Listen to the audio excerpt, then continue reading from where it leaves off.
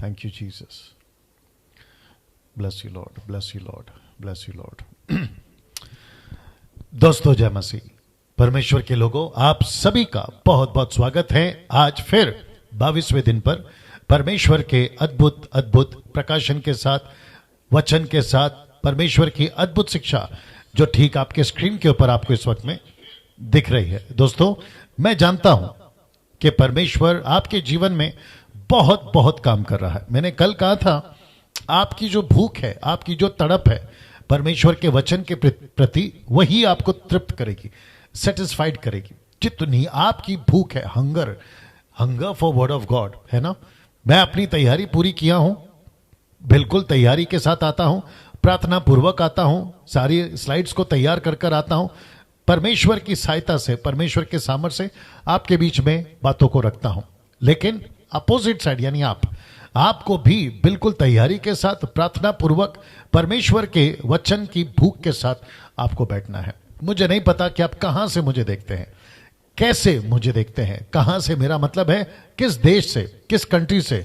और परमेश्वर का वचन आप घर पर बैठ के देख रहे हैं, गाड़ी में देख रहे हैं, फैमिली के साथ देख रहे हैं, 4 दोस्तों को लेकर देख रहे हैं, गांव के लोगों को इकट्ठा करके देख रहे हैं, नेबर्स यानी पड़ोसी को इकट्ठा कर देख रहे हैं, मुझे नहीं मालूम। लेकिन ये सारी चीजें तैयारी के साथ, प्रार्थना पूर्वक, गंभीरता से अगर आप बैठ के देखते हैं, मेरा परमेश्वर आपको बहुतायत से आशीष करता है। आमीन। क्योंकि मैंने आपको बता दिया, पहला इतिहास 28:9, फर्स्ट क्रॉनिकल चैप्टर 28 वर्स 9, वहां लिखा है, मुझे ढूंढोगे तो तुम पाओगे। दाऊद अपने बेटे सुलेमान को ये हिदायत या फिर ये सलाह या फिर ये हुक्म देता है कि तुम जितना ढूंढोगे परमेश्वर को, परमेश्वर उतना मिलेगा। ठीक है ना। तो इस बात से ये साबित होता है कि परमेश्वर को आपको और मुझे ढूंढना है। चलिए दोस्तों, आपके बीच में आज 22वें दिन की अध्ययन की स्टडी, जो कि आज उत्पत्ति का 6वां अध्याय आज मैं समाप्त करने जा रहा हूं। क्योंकि बहुत कुछ भी है, बहुत सारी बातें भी हैं, और सेम टाइम जो आखिरी के कुछ वचन हैं उसको मैं समझता हूं कि कंटिन्यूशन है, जो कि 7वें अध्याय में आपको मिलेगा, जो मैं कल आपके बीच में रखूंगा। तो सबसे पहले the book of study on the book of genesis chapter, जो आज मैंने जैसे बताया 6वां अध्याय हम समाप्त करने वाले हैं, हिंदी में है, उत्पत्ति का पुस्तक का अध्ययन आपके बीच में रखने जा रहा हूं ना। दोस्तों, मसीह मंथन बैठक का वर्ल्ड ग्रुप जो पेज है, वहां से मैं लाइव आता हूं, आप सभी इस बात को जानते हैं, और जिसके चलते आप लोग जितनी तादाद में पेज को लाइक करेंगे, क्योंकि अच्छा, डैनियल राज के पेज से कनेक्ट किया, ओके। जितने लोग मेरे पेज से अभी देख रहे हैं,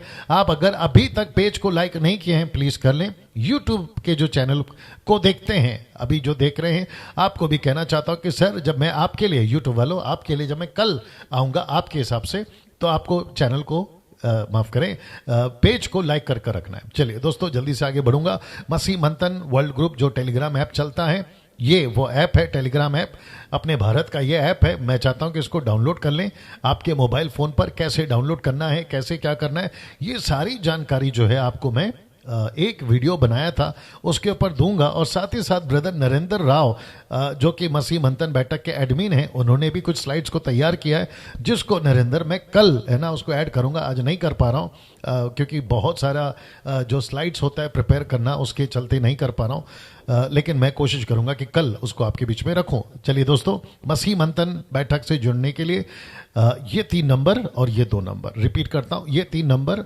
ये 2 नंबर, इसकी स्क्रीनशॉट ले लीजिएगा। पहले इसकी कुछ सेकंड रख रहा हूं जी, उसके बाद में ये 2 नंबर, इसकी भी स्क्रीनशॉट ले लीजिएगा, तो कॉल करने में आसानी होगी। आपको जो कॉल करना है वो है सुबह 10 से रात को 9 बजे तक। यदि ये फोन नहीं उठाते हैं, आपको एक मैसेज ड्रॉप करना है। मैसेज ये होना चाहिए कि आपको, है ना, हमने कॉल किया था लेकिन आपका कॉल नहीं उठा पाया आप लोग, हमको मसीह मंथन से जुड़ना है, आप हमें संपर्क करें, ऐसे एक आपको मैसेज छोड़ देना है ना। दोस्तों, यह परमेश्वर के लोगों, जितने भी पास्टर्स हैं, आप लोग जो अभी मुझे देख रहे हैं, आप जिस किसी भी डिनोमिनेशन से या ग्रुप से, आप जहां से भी हैं, मैं चाहता हूं कि आप लोग बड़ी तादाद में जो है मेरे साथ में जुड़ें, मेरे साथ में आप लोग जुड़ें और इस मसीह मंथन से जुड़ें। दूसरे शब्दों में, इस मसीह मंथन से जुड़े। क्यों? बहुत बहुत डिफरेंट तरीके से हम जो है पूरे मसीह समाज में भारत के अंदर विश्व के अंदर काम कर रहे हैं। तो जितने भी पास्टर्स हैं आप सभी का मैं व्यक्तिगत तौर पे स्वागत करता हूं, वेलकम करता हूं एमएमबी वर्ल्ड ग्रुप से जुड़ने के लिए। आप अगर कल्ट ग्रुप से हैं तो आपका स्वागत नहीं है, जैसे कि ओनली जीसस, माता यरूशलेम, जहोवा विटनेस, इल्यूमिनाटीज, कल्ट ग्रुप जितने भी आते हैं, और साथ ही साथ जिब्रिश आप समझते हैं मैं क्या बात कर रहा हूं, उन सबको इजाजत इस ग्रुप में नहीं है। वही लोग जो इन सब से दूर हैं और वचन की खींचतान, वचन को मैनिपुलेट, ट्विस्ट करने वाले लोगों की हम जो है वेलकम नहीं करते हैं। विशेष करके मैं कहना चाहूंगा जितनी भी महिलाएं हैं वे भी सेवकाई जो करना चाहती हैं, आपका हम तहे दिल से स्वागत करते हैं। और बहुत सारी महिलाएं जुड़ रही हैं, और महिलाओं की जो सभा है हमने शुरू कर दी है, ठीक है ना, सैटरडे से, इस शनिवार से होगा, और उसकी भी ज़्यादा जानकारी आपको मेरे पेज से मैं कल से दूंगा, और ऑलरेडी तो दे चुके हैं मसीह मंथन के पेज पर।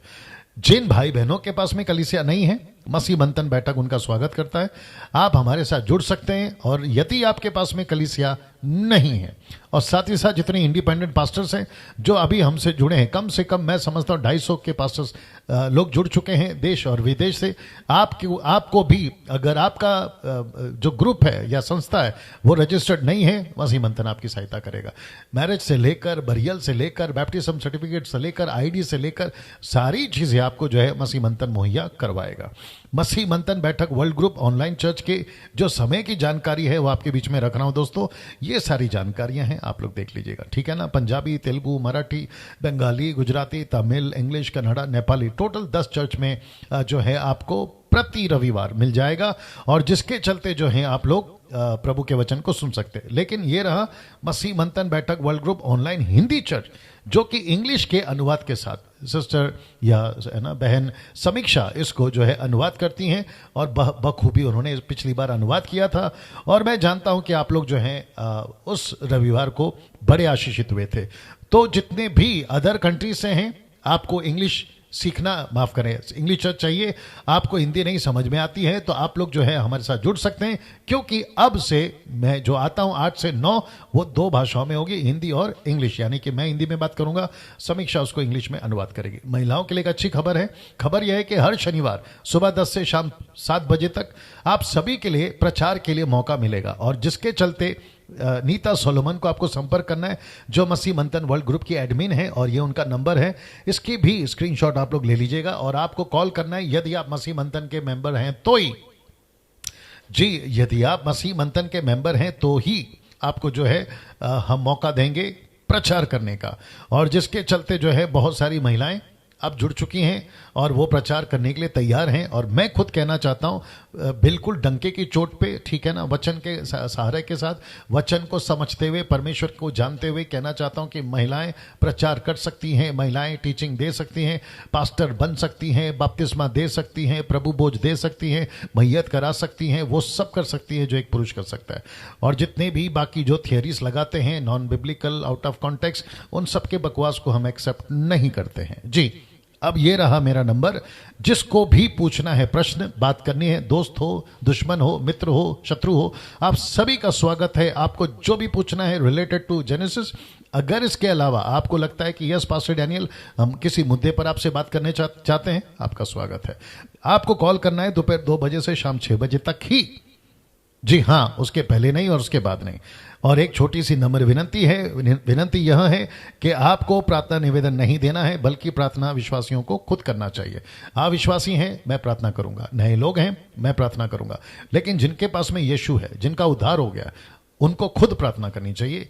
आपको केवल कॉल करना है, बाइबल से प्रश्न पूछना है, अपनी समस्या नहीं बताना है। मेरा तलाक हो रहा है, मेरा अलाना हो रहा है, मेरा फलाना हो रहा है, ऐसी सारी बातों को आपको नहीं बताना है। साथ ही साथ में मैं चाहता हूं कि जो मेरा चैनल है डैनियल राज चैनल, उसको सब्सक्राइब करें, आइकन बेल दबाएं जैसे आप देख रहे हैं। और मैं चाहता हूं कि बड़ी तादाद में मेरे चैनल को प्रमोट करिए। मेरे चैनल को प्रमोट करने का मतलब है, खैर आप जानते हैं पैसे तो नहीं कमाता हूं, मेरे चैनल को प्रमोट करने का मतलब है लोगों तक खरी शिक्षा जाए, सही शिक्षा, खरी शिक्षा, साउंड डॉक्ट्रिन जिसको कहते हैं, मेरा मकसद यह है। और मैं साथ ही साथ जानता हूं कि पूरे भारत के अंदर अभी फिलहाल मसीह मंथन एक बड़े पैमाने पे काम कर रहा है, बड़ा इम्पैक्ट डाल रहा है। और मैं जानता हूं कि लूसीफर को बड़ी तकलीफ हो रही है, बड़ा परेशान है वो डैनियल राज से, बड़ा परेशान है वो मसीह मंथन के लोगों से, बड़ा परेशान है वो 2000 मसीह मंथन के लोगों से, जो कि आजकल में 2000 हो जाएगा, कुछ 10-15 लोग बाकी हैं 2000 होने में। और मैं जानता हूं कि उसके चलते वो चुप नहीं बैठा है और वो अपना हाथ पैर चला रहा है और उससे कोई फर्क नहीं पड़ता। ये सारी बातें आपको मैं कल भी बताया था। आपका दशमांश अभी आपके पास रखें, जब तक मसीह मंथन ऑफिशियल घोषणा नहीं करता, कंप्लीट ट्रांसपेरेंसी, पारदर्शिता के साथ में इसके ऊपर अलग टीम होगी, कैसे काम करेगी, पैसे कहाँ आ रहे हैं, कहाँ जा रहे हैं, ये सारी चीज़ों की जानकारी, या इसके ऊपर जब तक हम क्या कहते हैं ना, एक स्ट्रक्चर नहीं बना लेते हैं, आउटलाइन नहीं बना लेते हैं, आपका पैसा हम तब तक नहीं लेंगे। यदि आपके पास में पैसा है, आपका दान दशमांश जो है, अगर आपको लगता है किसी गरीब को मदद करना है ज़रूर करिए, किसी सच्चे सेवक को देना है ज़रूर दीजिए, कोई ज़रूरतमंद परिवार है मसीह परिवार, उसको दीजिए। अगर आपको नहीं जानकारी ऐसों की तो मुझे संपर्क करिए या फिर मसीह मंथन के एडमिन्स को संपर्क करिए, वो लोग आपको मार्गदर्शन करेंगे। जो मेरे अगेंस्ट में वीडियो बनाते हैं, मैं आपको बता चुका हूँ कि उनको रिप्लाई नहीं देना है, आपको नहीं देना है, उनको कोई रिप्लाई नहीं देगा। साथ ही साथ इनके वीडियो से कौन अपना है कौन नहीं है, इससे भी मालूमात या पता चलता है, तो कोई चिंता की बात नहीं है। जो लोग जैसा करना चाहें उनको छूट है। क्या कहते हैं ना, सबको अपना अपना न्याय देना है। और मैं समझता हूं कि जब हम स्वर्ग पहुंचेंगे, जिसका मैंने कल जिक्र किया था, जब हम स्वर्ग पहुंचेंगे तो वहां पर सारा दूध का दूध और पानी का पानी तो हो ही जाएगा, ठीक है ना। तो तब तक हाँ, एक और चीज कहना चाहूंगा कि जैसे तैसे तुम स्वर्ग पहुंच जाओ, ये बहुत इंपॉर्टेंट है। जितने लोगों को तकलीफ है किसी से, जैसे तैसे आप स्वर्ग पहुंच जाए, ये बहुत जरूरी है। और अगर वो नहीं हुआ तो गई भैंस पानी में। चलिए दोस्तों, मैं समझता हूं कि वक्त आ चुका है अभी। क्या हुआ, सब ठीक है? यहाँ पे क्या हो रहा है? ये ऐसा क्यों दिख रहा है यहाँ पे? अच्छा, पीछे गया था क्या पहले? ओके, आ गया। चलिए दोस्तों, इस वक्त में मैं समझता हूं कि मुझे अभी 865 लोग देख रहे हैं। हो गए 888, क्या बात है, 900 होने वाले हैं जी। जी दोस्तों, 22वां दिन उत्पत्ति की पुस्तक का अध्ययन आपके बीच में रखने जा रहा हूं। जी हां दोस्तों, 900 हो गए और मुझे बेहद खुशी है आज आपके बीच में इस अद्भुत 22वें दिन की जो कुछ मैंने अध्ययन शुरू करी है, और जो कि पद 7 से आगे आज हम बढ़ेंगे। याद रखिए, चैप्टर 6 एंड वर्स 7, उत्पत्ति के किताब का अध्ययन चल रहा है, अध्याय 6 और आयत या पद 7, वहां से हम आगे आज बढ़ने पर हैं। और साथ ही साथ मैं आपको बताता चलूं, आज बहुत ज्यादा मसाला, आत्मिक मसाला समझने की कोशिश करिएगा। आपको सारी चीजें परमेश्वर देने जा रहा है, और मैं समझता हूं कि जिसके चलते आप और हम आज बहुत कुछ सीखेंगे। तो मैं आप सभी को कहना चाहता हूं, बिल्कुल जैसे कहते हैं ना, टेक ऑफ के पहले एयर होस्टेस अनाउंसमेंट करती है या पायलट अनाउंसमेंट करता है, फास्टन योर सीट बेल्ट, अपने सीट बेल्ट को बांध के रखो क्योंकि अभी हम टेक ऑफ करने जा रहे हैं। वैसे ही मैं आपको कहना चाहता हूं कि अपनी सीट बेल्ट बांध लीजिएगा, क्योंकि अभी वचन की फ्लाइट, आत्मिकता की फ्लाइट का टेक ऑफ होने जा रहा है। इसलिए कहना चाहता हूं, मजबूत हो जाइए। आसपास में जो भी गड़बड़ चल रहा है ठीक कर लो, बच्चे इधर उधर खेल रहे हैं ठीक कर लो, आप खुद भी डिस्टर्ब ना हो अनवांटेड कॉल से। बिल्कुल 1 घंटा मुझे दे दीजिए, परमेश्वर अद्भुत तरीके से आज आपसे बात करने जा रहा है। मैं फिर पूछूंगा, क्या हम तैयार हैं? चलिए, अगर हम तैयार हैं, वचन 7 ये रहा आपके बीच में। नाउ लिखा है, तब यहोवा ने कहा। लिखा है, तब यहोवा ने कहा। क्या कहा? मैं मनुष्य को जिसकी मैंने सृष्टि की है पृथ्वी के ऊपर से मिटा दूंगा। क्यों? क्या मनुष्य, क्या पशु, क्या रेंगने वाले जंतु, क्या आकाश के पक्षी, सबको मिटा दूंगा, क्योंकि मैं उनके बनाने से पछताता हूं। शब्द पछताता हूं, मैं कल उसकी क्लैरिफिकेशन दे चुका हूं, अब वापस उसके ऊपर नहीं जाऊंगा। लेकिन आज बहुत सारी बातें आपके बीच में रखनी है, इसलिए रिक्वेस्ट करता हूं मेरे साथ में बने रहें। लिखा है, वापस आता हूं, लिखा है, तब यहोवा ने कहा, मनुष्य को जिसकी मैंने सृष्टि की है पृथ्वी के ऊपर से मिटा दूंगा। क्या मनुष्य, क्या पशु, क्या रेंगने वाले जंतु, क्या आकाश के पक्षी, सबको मिटा दूंगा, क्योंकि मैं उनके बनाने से पछताता हूं। मैं मिटा दूंगा। ऐसा ख्याल, ऐसी सोच परमेश्वर के मन में क्यों आई, कल बता चुका हूं। ऐसी योजना परमेश्वर ने क्यों बनाई, बता चुका हूं।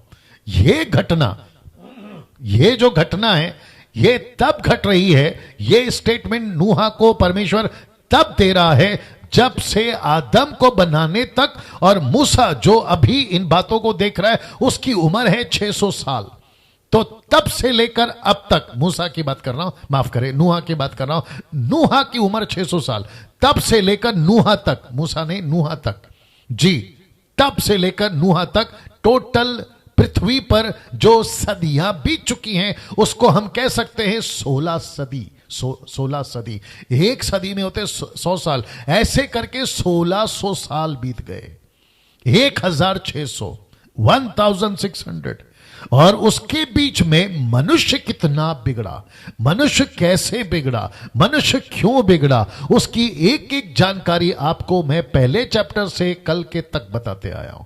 और मैं जानता हूं कि आप में से बहुत सारे लोग इस बात को सीख रहे हैं, समझ रहे हैं, और जो कि आज आपको ये बात को परमेश्वर की दृष्टि से मैं रखने जा रहा हूं, और जिसको लिखा है मूसा बाबा ने, वो कह रहा है कि तब यहोवा ने कहा मैं मनुष्य को जिसकी मैंने सृष्टि की है पृथ्वी पर से मिटा दूंगा। क्या क्या मिटा दूंगा? एक एक चीज लिखी है। मनुष्य को मिटा दूंगा, पशुओं को मिटा दूंगा, रेंगने वाले जंतु को मिटा दूंगा, आकाश के पक्षी को मिटा दूंगा, मैं सबको मिटा दूंगा। सबको मिटा दूंगा का मतलब है सबको मिटा दूंगा। जी दोस्तों, सबको मिटा दूंगा। ऐसी सोच, ये फोटो देख लीजिए, ऐसी सोच जब परमेश्वर कर रहा था, तब परमेश्वर ने, जिसको कहते हैं ग्लोबल फ्लड या फ्लड, एक ऐसा ग्लोबल फ्लड या फिर पूरी दुनिया में पानी का बाढ़, पानी के चलते तबाह करना, ऐसी बातें परमेश्वर ने लेकर आई। जैसे ही ग्लोबल फ्लड का बात आया, तब परमेश्वर ने एक योजना बनाई। ठीक आपके बगल में जो फोटो आप देख रहे हैं, नूह का जहाज, नूह का जहाज, एक ऐसी योजना बनाई जिसके चलते मैंने लिखा है कि लेकिन परमेश्वर ने धर्मियों के लिए एक अद्भुत योजना बनाई थी। मैं रिपीट कर दूं कि लेकिन परमेश्वर ने धर्मियों के लिए एक अद्भुत योजना बनाई थी। इस योजना के चलते आप देख सकते हैं फिर से फोटो में कि जब पूरी दुनिया में ये योजना बनी थी, जिसको मैंने इंग्लिश में लिखा है ग्लोबल फ्लड। ये जो फ्लड है, ये पूरी दुनिया में जब परमेश्वर लाने की युक्ति बना रहा था, तो परमेश्वर ने एक धर्मी के द्वारा, एक धर्मी पुरुष के द्वारा, मैं उसका जिक्र करूंगा आज, उसके द्वारा एक योजना बनाई कि मैं धर्मियों को बचाऊंगा, धर्मियों को बचाऊंगा। जब आप मेरे प्रचार को सुन रहे, 1100 लोग मुझे देख रहे हैं, मैं आप सभी का वेलकम करता हूं। वॉच पार्टी कर दीजिए, साथ ही साथ शेयर कर दीजिए, जितनी तादाद में शेयर करना है आप लोग करते रहे। मुझे प्रतिदिन कम से कम 1000 शेयर्स चाहिए। उसकी वजह यह, मैं डिमांड कर रहा हूं, उसकी वजह यह, खरी शिक्षा की बात कर रहा हूं। पैसे तो मैं नहीं कमाता हूं, मैं खरी शिक्षा की बात कर रहा हूं। आप मुझे प्रमोट नहीं कर रहे, शिक्षा को प्रमोट कर रहे। बस मैं बर्तन हूं, परमेश्वर अपना वचन डाल रहा है, ठीक है ना। वापस आता हूं, और same with YouTube people also. लिखा है लेकिन परमेश्वर ने धर्मियों के लिए एक अद्भुत योजना बनाई थी, और ऐसी ही योजना आज भी बनाई है। लिखा है बनाई थी, अब लिखा है बनाई है। मैं इसको कनेक्ट करता चलूंगा, ठीक है ना, मेरे साथ में बने रहिएगा। अब वो कैसे बनाई है उसको मैं बताऊंगा, लेकिन उसके पहले परमेश्वर के अनुग्रह की दृष्टि एक व्यक्ति पर, जिसका नाम है नूह पर हुई। तो इसका मतलब है परमेश्वर ने एक व्यक्ति को ढूंढ कर निकाला, जो कि, वापस फोटो दिखा देता हूं, जो कि इस जहाज में उसने लीड करा था, जहाज को लीड करा था, पानी के जहाज को लीड करा था, परमेश्वर की आज्ञाओं को लीड करा था, अपनी फैमिलीज को बचाने के लिए लीड करा था। वो व्यक्ति परमेश्वर की नजर में, ऐसा लिखा है, धर्मी गिना गया। पद 8, 7 पढ़ चुका हूं, अभी आ रहा हूं 8। लिखा है परंतु यहोवा के अनुग्रह की दृष्टि नूह पर बनी रही। क्यों बनी रही? देख लीजिए क्यों। उसका जवाब है क्योंकि नूह धर्मी था। कहां लिखा है? उसी का 9 में अगला वचन, उत्पत्ति 6 का 9। अभी तक हम 9 में पहुंच गए। लिखा है नूह धर्मी पुरुष और अपने समय के लोगों में खरा था, और नूह परमेश्वर ही के साथ साथ चलता था। जी दोस्तों, तो ये सर्टिफिकेट, ये क्वालिटी नूह के अंदर थी। तो वापस आता हूं इस लाइन पर। लिखा है परमेश्वर के अनुग्रह की दृष्टि नूह पर पड़ी। तो याद रखिए, दृष्टि, जिसको परमेश्वर देखता है, जिसको परमेश्वर देखता है, ठीक है ना। एक स्क्रिप्चर याद आ रहा है जहां पर लिखा है, बहुत पहले पढ़ा था मैंने, कि ऊपर से परमेश्वर, पहला इतिहास 16 का 9 या दूसरा इतिहास 16 का 9, मैं श्योर नहीं हूं। बीच में परमेश्वर बात करता है। मैं जब दानियल की पुस्तक दे रहा था, मैंने कहा था इसको कहते हैं मैनुअल। ऊपर बैठा है इमैनुअल, या हमारे बीच में है इमैनुअल। आपसे जो बात कर रहा है डैनियल, उसकी गति यहोवा की खोज, यहोवा उसकी नहीं, कौन सा है अभी? दूसरा का 16 का ना, देखो आपने एक निकाला ना। देखते हैं दोस्तों क्या होता है जी। वहां लिखा है कि परमेश्वर जिसका हृदय साफ होता है या जो खरा होता है, परमेश्वर की दृष्टि उसके ऊपर। बहुत पहले पढ़ा था मैंने, तो अभी हल्का सा स्ट्राइक हुआ, इसलिए आपको मैंने बता दिया। अगर मिलता है तो प्रेज गॉड, नहीं है तो आगे बढ़ते हैं जी। तो वापस आता हूं कि परमेश्वर के अनुग्रह की दृष्टि नूह पर पड़ी। आप पढ़ लो, अगर मिलता है तो मेरे को बताना। वही है क्या?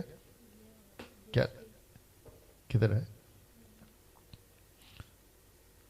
हाँ यही है। ये देखिए दोस्तों, दूसरा इतिहास 16 का 9। काफी दिनों पहले पढ़ा था तो हल्का सा याद रह गया, बट कंफर्म नहीं था, इसलिए अभी लिखा है, देख यहोवा की दृष्टि, वापस कहता दृष्टि, आंख सारी पृथ्वी पर इसीलिए फिरती रहती है कि जिनका मन उसकी ओर निष्कपट रहता है, उनकी सहायता में वह अपनी सामर्थ्य दिखाए। क्या बात है। सेकेंड क्रॉनिकल चैप्टर 16 वर्स 9, आप लोग देख लीजिएगा। और नीता जी अगर आप देख रही हैं तो डाल दीजिएगा, ठीक है ना। चलिए 1200 लोग देख रहे हैं, आप सभी 1200 लोगों का स्वागत करता हूं। लिखा है कि परमेश्वर के अनुग्रह की दृष्टि नूह पर हुई। तो परमेश्वर ने, जीसस क्राइस्ट, परमेश्वर ने जितने मनुष्य थे, आबादी कितनी है नहीं मालूम, लेकिन लिखा है कि जब मनुष्य पृथ्वी पर बढ़ने लगे, बेटियां पैदा होने लगी, बेटे पैदा होते चले गए, तो ऐसी भीड़ में भी परमेश्वर अपनी नजर ऐसे लोगों पर रख लेता है जो धर्मी है। क्या बात है। मुंबई के अंदर कितनी भीड़ है? 3 करोड़। भारत में कितने लोग हैं? 135 या 36 करोड़। पूरे विश्व में कितने लोग हैं? 710 करोड़। अब सोचिए, ऊपर से परमेश्वर, कुछ लोग क्या कहते हैं, परमेश्वर मुझे देखता नहीं है। ऊपर से परमेश्वर बोलता है ठप करके मार के, बेटा वचन नहीं पढ़ता है, मेरी दृष्टि उसी पर है जो धर्मी है। आपकी प्रार्थना क्यों सुनी जाएगी? आप धर्मी बनो। दानियल की प्रार्थना क्यों सुनी गई? कम ऑन, धर्मी था। यीशु की प्रार्थना क्यों सुनी जाती थी? आप सभी जानते हैं। पतरस की, पौलुस की, पहली सदी की कलीसिया की। ऐसा वजह है, परमेश्वर कहता है मेरी दृष्टि मैं उसी पर लगाऊंगा जो धर्मी है। ऐसा कुछ करिए। कुरनेलियुस की बात करूंगा तो टाइम चला जाएगा। कुरनेलियुस के लिए परमेश्वर कहता है, बेटा, स्वर्गदूत को भेजकर कहता है, बेटा तेरी प्रार्थना और तेरे दान मेरे को याद हैं। सब सोच के देखो, आप ठीक हो, परमेश्वर आपके साथ ठीक है। आप परमेश्वर के साथ ठीक नहीं हो, पूरी दुनिया आपके साथ ठीक होगी ना, आपका कोई भला नहीं होगा। तो सबसे पहला इंपॉर्टेंट है परमेश्वर के साथ में ठीक हो जाओ। बीच में मैंने ये एक्स्ट्रा डाला है क्योंकि मैनुअल बात कर रहा है। चलिए वापस आते हैं। परमेश्वर के अनुग्रह की दृष्टि नूह पर थी। वचन कहता है, वचन 8 में, क्योंकि परमेश्वर ने उसको देखा और उसको क्या कहा? अनुग्रह की दृष्टि उस पर बनाई रखी। क्यों? उसका जवाब यह है, क्योंकि नूह धर्मी पुरुष था, अपने समय के लोगों में खरा था और परमेश्वर ही के साथ साथ चलता था। यहां तक आपको बात समझ में आ गई? सोचो, अब यहां से आगे बढ़ रहा हूं। सोचो अगर नूह नहीं होता तो, दूसरे शब्दों में, नूह अगर धर्मी नहीं होता तो, परमेश्वर के साथ साथ नहीं चलता तो, ये वाला खरा नहीं होता तो, सोचो अगर नूह नहीं होता, क्वेश्चन मार्क, अगर नहीं होता, जो कि मैंने वचन फिर डाल दिया। अगर नहीं होता तो क्या होता दोस्तों? पिक्चर पूरी अलग होती। हम होते भी कि नहीं होते पता नहीं, आज बैठकर ये चर्चा भी कर रहे होते कि नहीं कर रहे होते पता नहीं। बट प्रेज गॉड इस नूह के लिए, जो उस वक्त में एक ऐसा पिल्लर या एक ऐसा फाउंडेशन या एक ऐसी बुनियाद बनकर खड़ा रहा, और जिसका सहारा यीशु, जिसका सहारा का मतलब है, जिसका सहारा का मतलब मैं नहीं कहना चाह रहा हूं सहारा, एक सेकंड दीजिए जी, जिसका जी दोस्तों थोड़ा सेकंड, जिसका सहारा से मेरा मतलब है कलीसिया को, नूह को, कलीसिया के टाइम को, नूह के टाइम को, कलीसिया के दिनों को, यीशु के दिनों को कंपेयर करा जीसस ने। मैं वो बात कर रहा हूं, ठीक है ना। सोचिए अगर नूह नहीं होता, प्रेज गॉड की नूह है, उस वक्त में नूह था, अगर नहीं होता तो मैं समझता हूं गई भैंस पानी में जी।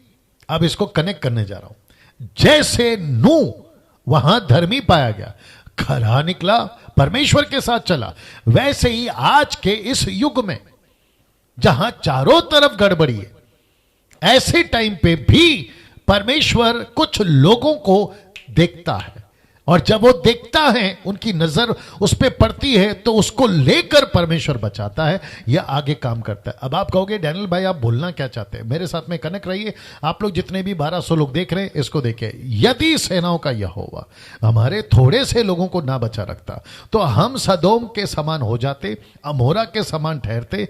यशाया 1:9। इसका मतलब है परमेश्वर क्या कह रहा है? यदि थोड़े से लोग मुझे नहीं मिलते आज की युग में, यशाया के टाइम पे अगर नहीं मिलते, मैं कब का तुमको खत्म कर देता। जैसे परमेश्वर ने नूह को धर्मी पाया, इसलिए लिखा है कि सोचो अगर नूह नहीं होता। दोस्तों कनेक्शन देख रहे हैं आप? आपका गांव अभी तक क्यों बचा है पता है?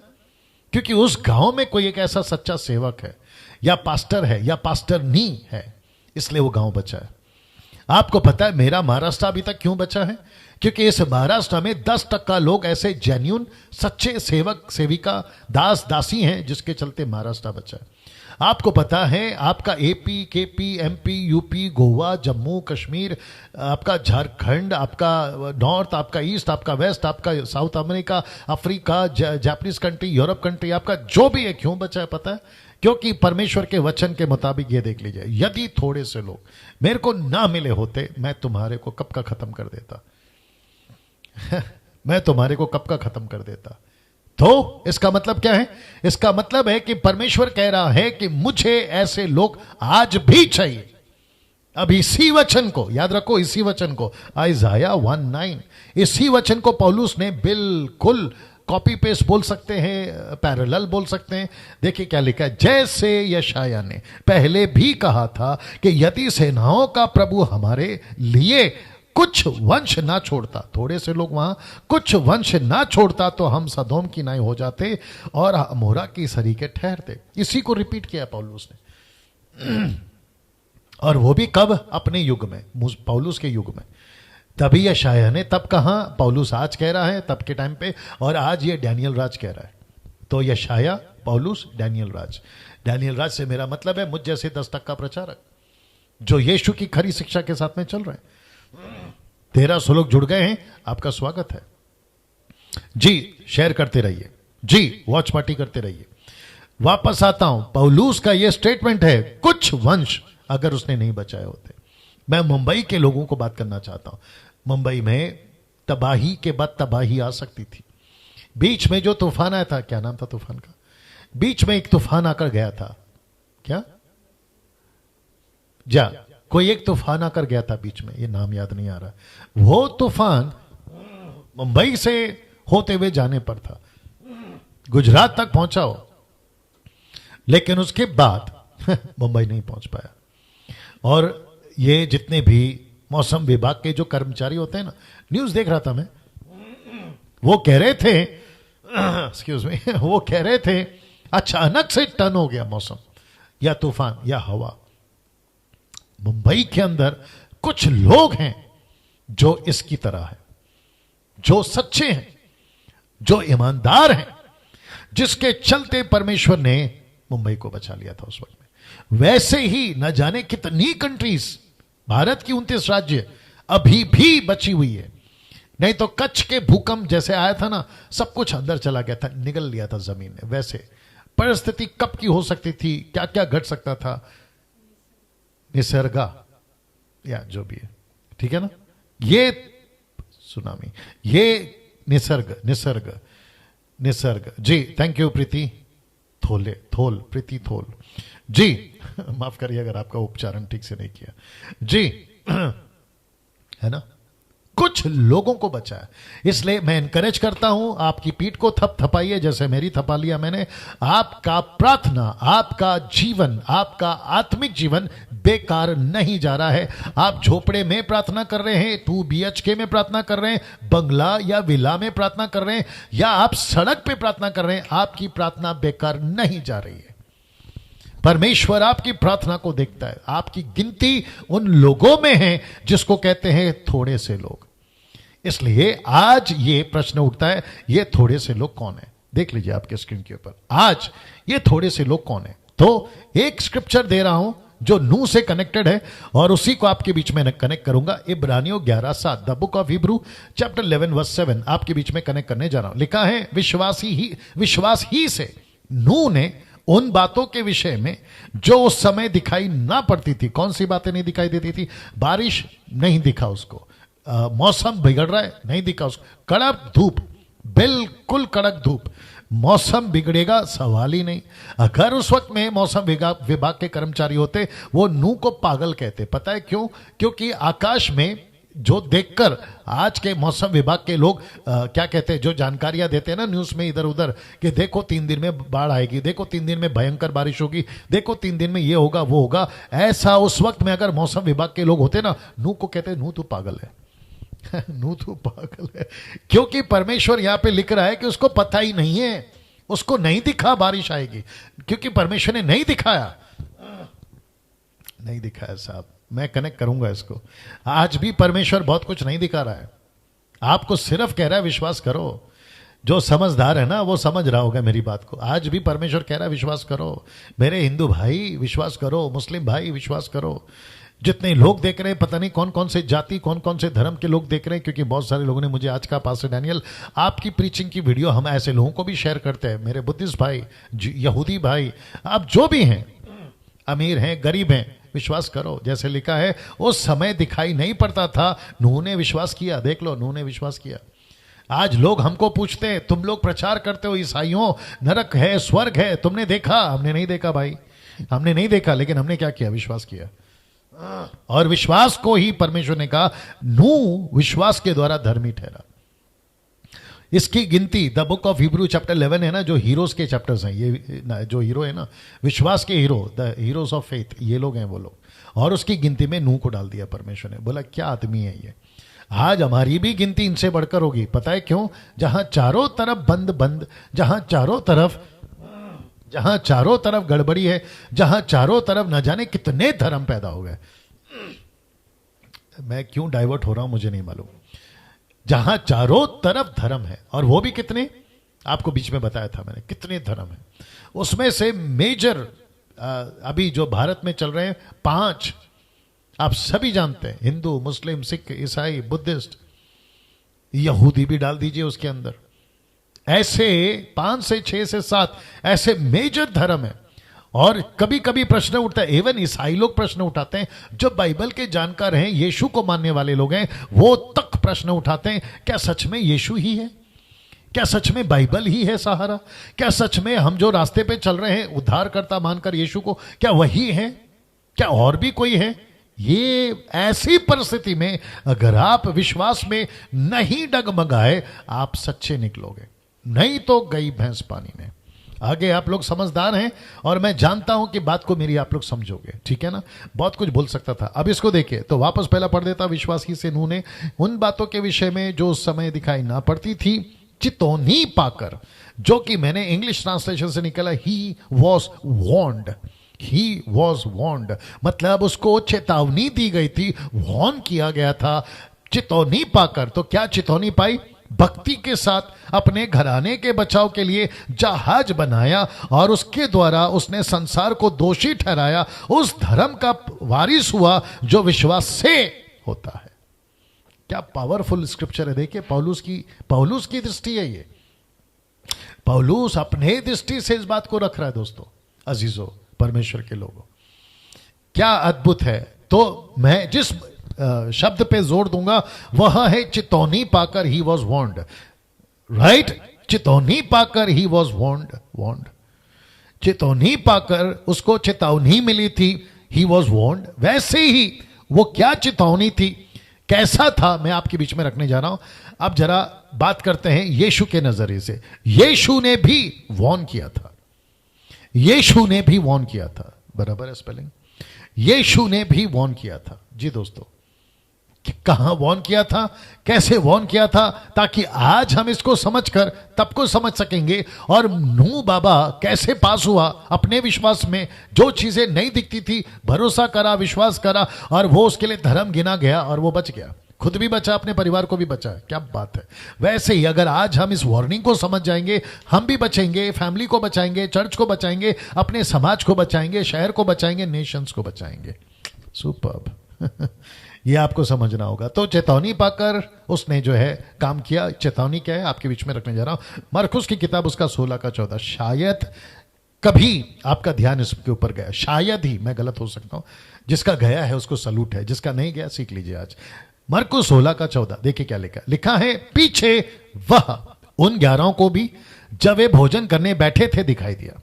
उनके अविश्वास और मन की कठोरता पर उल्हाना दिया। ब्रैकेट में देख लीजिएगा, ही वॉज रिब्यूकिंग देम। मैं रिपीट कर दूं, he means who? Jesus. Jesus was rebuking them.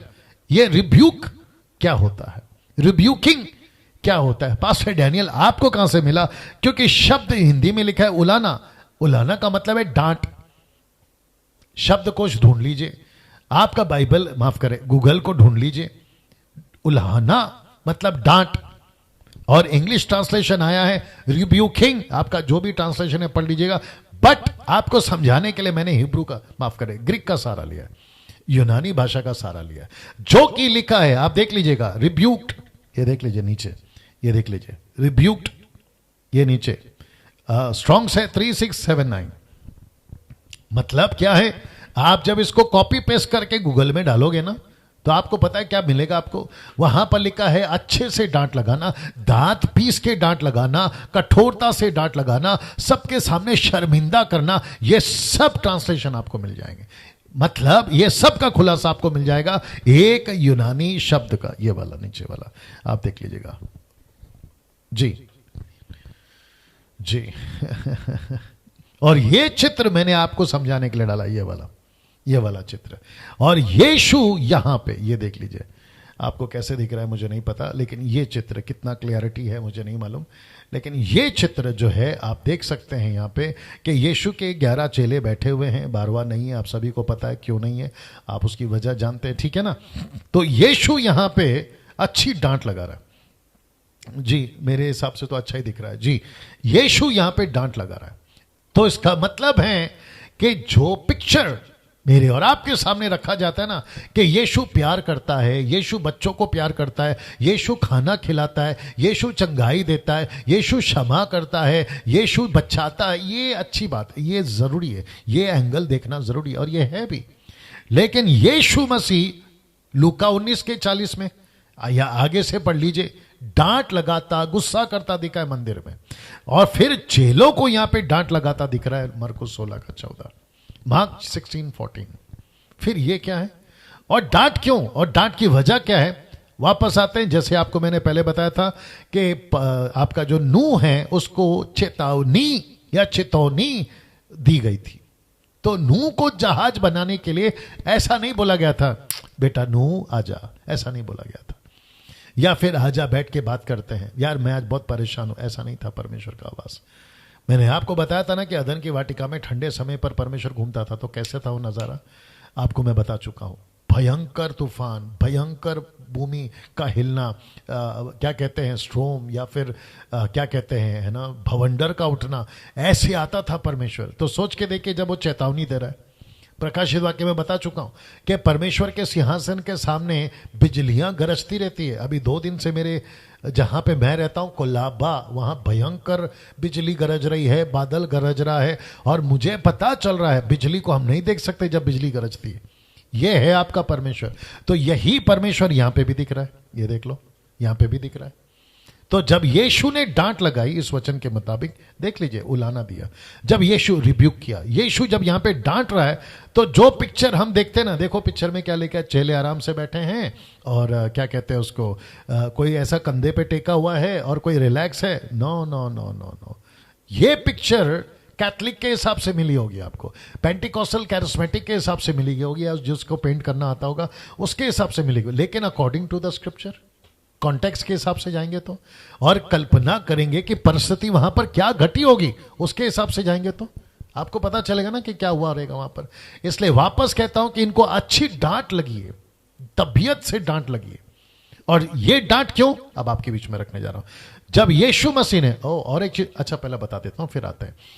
मत्ती की किताब 28 का 19, यहां पे जब यीशु कह रहे थे ना, go to all nations, make disciples, baptize them in the Father, Son, Holy Spirit name, teach them what I have commanded, ये जब बोल रहे थे ना, he was rebuked, he was rebuking, he rebuked, he was rebuking, वो डांट रहा था। तो डांट के टोन से, डांट के टोन से, लूका 24 का 47, लूक 24:47, he rebuked, यहां पे भी डांट लगाई। John chapter 20 verse 21, he rebuked, act chapter 1:8, he rebuked। तो यहां डांट लगाते लगाते यीशु मसीह ने जो है यहां पे बात करी। अब आपको जो मैं बीच में बोल रहा था ना, एक बात बताऊंगा, फिर मैंने कहा बाद में बताऊंगा। जब हम यीशु की 4 किताबों को पढ़ते हैं, मत्ती, मरकुस, लूका, यूहन्ना, मैथ्यू, मार्क, लूक, जॉन, जब हम इसको पढ़ते हैं ना, तो हमको एक यीशु को देखना है, 4 यीशु को नहीं। वापस आता हूं, मैं रिपीट कर दूं, मैथ्यू, मार्क, लूक, जॉन, मत्ती, मरकुस, लूका, यूहन्ना, जब ये 4 किताबें आप पढ़ते हैं ना, तो आपको एक यीशु को देखना है, 4 यीशु को नहीं। क्योंकि घटना एक बार घटी है, यीशु एक बार पैदा हुआ, यीशु के चमत्कार जो रिकॉर्ड हुए एक एक बार हुए हैं, यीशु का मर जाना एक बार हुआ है इंसिडेंट्स, यीशु का जी उठना एक बार हुआ है। तो एक स्टोरी को 4 कैरेक्टरों ने लिखा है।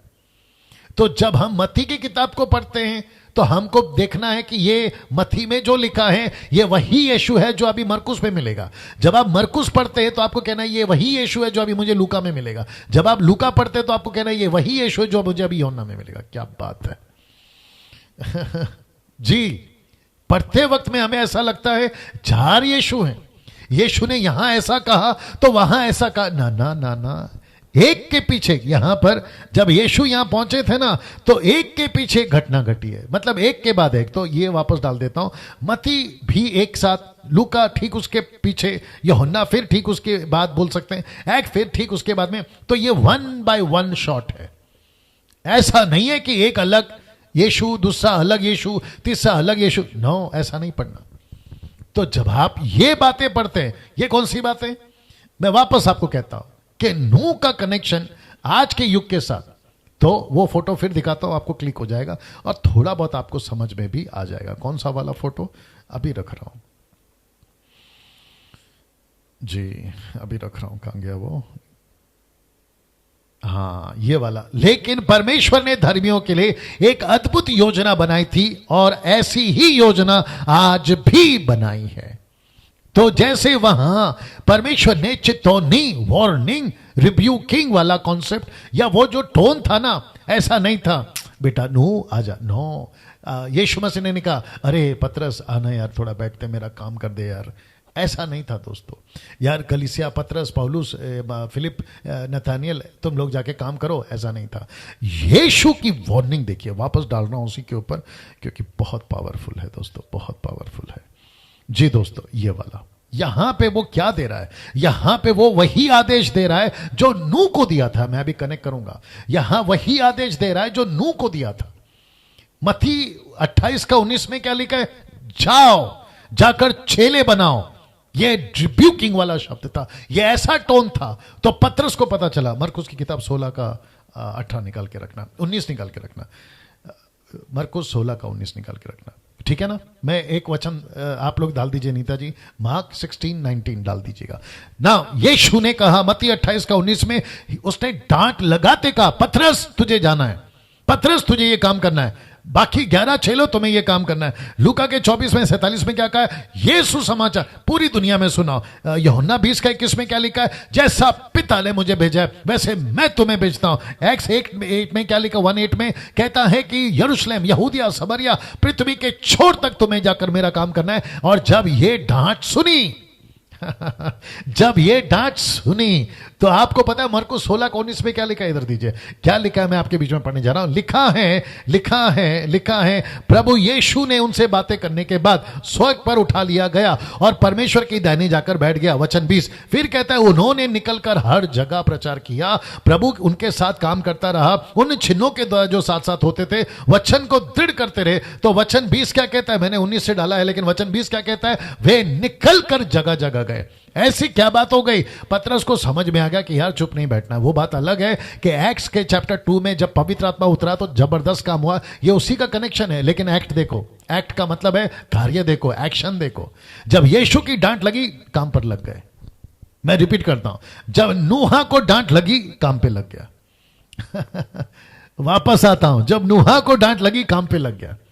नूहा को पता चला परमेश्वर यहां बहुत कठोर है, परमेश्वर यहां सख्त बात कर रहा है, परमेश्वर यहां चेतावनी दे रहा है, परमेश्वर मुझे वार्निंग कर रहा है, परमेश्वर बहुत दुखी है मनुष्य को बनाकर। अब हमें 24/7 काम पे लगना है। और मैं आपको बता दूं, वचन 22 कहता है परमेश्वर की इस आज्ञा के अनुसार नूह ने किया। इसी चैप्टर की बात कर रहा हूं, आखिरी वचन है इसी चैप्टर का। परमेश्वर की इस अगुवाई के अनुसार, आज्ञा के अनुसार नूह ने किया। इसका मतलब है नूह काम पर लग गया। अब प्रश्न यहां पर यह उठता है, क्या ऐसी आज्ञा पालन आज कलीसिया बनाने में हो रही है? क्या ऐसी आज्ञा पालन आज कलीसिया बनाने में हो रही है? जितना नूह गंभीर था ना उस डांट से, जितना नूह गंभीर था ना उस आज्ञा से, और जितने पहले सदी के लोग गंभीर थे ना, काम पे लग गए। मेरा प्रश्न है, क्या ऐसी आज्ञा पालन आज कलीसिया बनाने में हो रही है? मैं बात करूंगा मसीह मंथन के लोगों से भी। आपको क्यों जोड़ा है डैनियल राज ने? आपको क्यों जोड़ा है? 2000 की तादाद में आप लोग जुड़ गए। अभी कल परसों में 2000 हो जाएगा, 15-20 लोग ही बाकी है 2000 होने में। आपको YouTube चैनल पे 1 लाख सब्सक्राइबर्स हैं मेरे, 1,12,000। मैंने आपको क्यों जोड़ा है मुझसे कनेक्ट होने के लिए? फेसबुक पर आप लोग मुझे कम से कम प्रतिदिन 1300 लोग देखते हैं। आप क्यों देखने के लिए मैं इनवाइट करता हूं? मैं क्यों कहता हूं कि आप मेरे मैसेजेस को शेयर करो? मैं क्यों कहता हूं कि कन्विंस करो कि डैनियल राज के वीडियोस को देखो? मेरे चैनल को सब्सक्राइब करने के लिए मैं जोर क्यों दे रहा हूं? उसकी वजह एक ही है कि जिस 5-6 साल या 7 साल में, 25 साल 27 साल के मिनिस्ट्री में, कुछ पीछे 6-7 सालों में मैंने उसकी चेतावनी के गंभीरता को समझा है, मैंने उसके वार्निंग को समझा है, परमेश्वर की आत्मा को मैंने समझा है कि वो कितना तड़प रहा है आज भी, जैसे तब तड़पा था नूह के टाइम पे। और जिसके चलते मेरे दोस्त कितने बने मुझे नहीं मालूम इन 27-28 सालों में, लेकिन मसीह के अंदर ही दुश्मन बहुत बन गए। और मेरे को इस बात का एहसास हो गया था पहले साल में। आई थिंक 2014 से मैंने ये स्टेप उठाना शुरू कर दिया था। 2015 आते आते मुझे नहीं पता कि मेरे कितने दोस्त बने, लेकिन मेरे दुश्मन बहुत बने, ये बात का एहसास मुझे है। और इससे मुझे कोई फर्क नहीं पड़ता, मुझे इससे कोई फर्क नहीं पड़ता, क्योंकि मैंने एक बात को ठाना है, अगर हम परमेश्वर के लिए चलेंगे या उसके कामों को करेंगे और उसकी बातों को लेकर चलेंगे, तो मैं समझता हूं कि पौलुस के साथ में बरनबास साथ नहीं दे सका, पौलुस के साथ में सिलास साथ नहीं दे सका, पौलुस के साथ में तिमोथी कितना साथ दिया नहीं पता, और ऐसे पतरस यूहन्ना की जोड़ी कितनी टूटी मुझे नहीं पता, और वो जाने कितने सेवक लोग पहली सदी में साथ में चलने का वादा करे, बीच में छूट गए। और उसी को पौलुस कहता है, अगर मेरा रेफरेंस गलत नहीं है, अगर वही है गलतियों 3:19 के आगे अगर आप पढ़ोगे, वहां लिखा है कि पहले तो तुम अपनी आंखें तक दे देते थे, लेकिन मैंने जब सत्य बोलना शुरू किया तो मैं तुम्हारा दुश्मन बन गया। ऐसा मेरे साथ हुआ है, लेकिन कोई दिक्कत नहीं, कोई दिक्कत नहीं। हम सबको अपना अपना लेखा परमेश्वर को देना है। मैं वही कर रहा हूं जो 5-6 साल पहले मैंने आवाज को सुना, मैंने उसकी गंभीरता को समझा, और वही गंभीरता आज आपके बीच में रख रहा हूं। ये कनेक्शन, एक तरफ है नूह का जाज, एक तरफ है कलीसिया। नूह का जाज और आज की कलीसिया। मैं ये कॉन्सेप्ट पे अभी बात करने जा रहा हूं, ये कॉन्सेप्ट पे मैं बात करने जा रहा हूं। आप लोग जितने लोग देख रहे हैं अभी, मैं रिक्वेस्ट करता हूं आखिर तक बने रहना, क्योंकि इसका जो कनेक्शन अभी देने जा रहा हूं। और बीच में मैं टाइटैनिक जहाज भी घुसाऊंगा, जैसे मैंने आज के फेसबुक पोस्ट पे भी अपलोड किया था। जी दोस्तों, वापस कहता हूं, क्या वो गंभीरता आज हम दिखा सकते हैं परमेश्वर को? क्या ऐसी चेतावनी के साथ, आज्ञा पालन के साथ नूह को पता चल गया ये आवाज परमेश्वर की है, इसको नजरअंदाज नहीं कर सकते, इस आवाज को हल्के में नहीं ले सकते। मैंने कल कहा था ना, आज भी पोस्ट डाला था ना मैंने, 20-30 सालों के अंदर कुछ मसीह के लोगों ने, 90% मसीह लोगों ने पाप को हल्के में लिया, लेकिन उस वक्त का नूह ने परमेश्वर की आवाज को हल्के में नहीं लिया। एक वक्त था सर, आप लोगों से बात करूंगा मैं, एक वक्त था सर, जब आप शुरू में आए थे ना प्रभु में, आप बहुत गंभीर थे, आपका प्रार्थना का जीवन गंभीर था, आपका बाइबल पढ़ने का जीवन गंभीर था, आपको पाप इतना भारी लगता था ना, छोटी छोटी गलती। अब तो ऐसा हो गया है कि छोटी पाप तब बड़ी लगती थी, आज बड़ी बड़ी पाप तुमको छोटी लग रही है।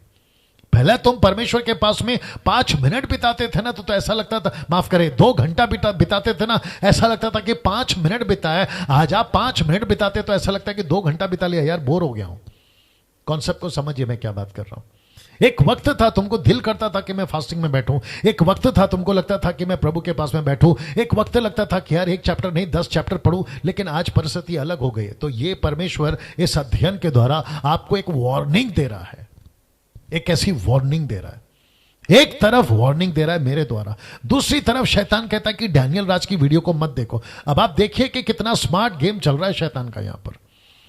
तो शैतान कहता है, अच्छा ये भी कनेक्शन दे देता हूं, शैतान को अविश्वासियों से कोई तकलीफ नहीं है। अविश्वासी से मेरा मतलब है उसमें सारे कैटेगरी के लोगों को डाल दो, जो कि मैं यहां पे नहीं डालना चाहता हूं, आगे आप लोग समझदार हैं, ठीक है ना। उसको उनसे तकलीफ नहीं है। लूसीफर को तकलीफ किससे पता है? सैटन को तकलीफ किससे पता है? उसको ऐसे लोगों से तकलीफ है जो मसीह के लिए, याद रखो, जो मसीह के लिए गंभीरता से आज्ञा पालन करना चाहते हैं, जो उसकी चेतावनी को सुनकर अपने जीवन को ठीक करना चाहते हैं ना, उनको उस लूसीफर को उससे तकलीफ है। और मुझ जैसे 10% लोगों से तकलीफ है उसको पता चल जाता है कि अगर ये लोग पास हो गए, अगर इनकी वीडियो लोगों तक पहुंच गई तो लोग सुधर जाएंगे। और उसने लाख कोशिश करी थी यीशु के टाइम पे भी कि यीशु का सुसमाचार ना फैले, इसलिए जब यीशु जी उठा तो उसने क्या प्लानिंग करी पता है? मत्ती के 28 अध्याय में आप जानते हैं इस रिकॉर्ड को। उसने यहूदियों लोगों ने, शास्त्री फरीसियों ने, जो पहरा दे रहे थे ना यीशु के कब्र के पास में, पैसे देकर कहा कि जाके झूठ बोलो कि यहूदी लोग, माफ करें, 6 लोग यीशु की डेड बॉडी को चोरी कर गए, यीशु जिंदा नहीं हुआ। और वो खबर में इतनी ताकत थी कि आज भी यहूदी लोग ये मानने को तैयार नहीं है कि यीशु जी उठा है। देखो झूठ में कितनी ताकत है, शैतान के झूठ में देखो कितनी ताकत है। ऐसा झूठ, ऐसी अफवाह और ऐसा गलत बात उसने न जाने किस किस क्षेत्र में फैला दिया है, आपको अंदाजा तक नहीं है।